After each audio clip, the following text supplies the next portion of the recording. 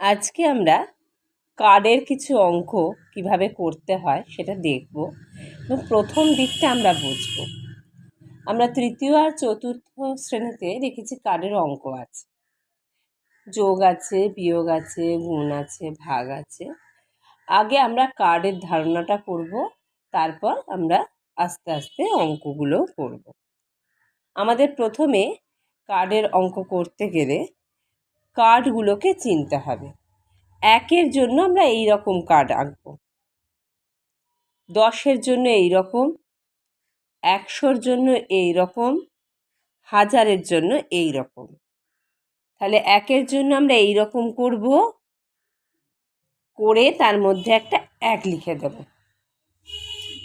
10-এর জন্য কি করব, একটা বক্স করব, করে তার মধ্যে 10 লিখে দেব। 100-র জন্য কি করব, এইরাম করে তার মধ্যে 100 লিখে দেব। 1000-এর জন্য কি করব, এইরাম করব, এইরাম করব, করে তার মধ্যে 1000 লিখে দেব। এইগুলোই তোমরা আগে প্র্যাকটিস করবে, তারপর আমরা আস্তে আস্তে কার্ডের অঙ্কগুলো কিভাবে করতে হয় দেখব।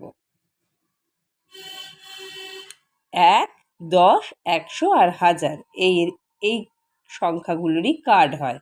এবার অন্য সংখ্যা দিলে এই সংখ্যা দিয়েই বানিয়ে বানিয়ে আমাদের কার্ডগুলো আঁকতে হবে। তা আজকে এইটুকুই, তোমরা এগুলোই ভালো করে অভ্যাস করো।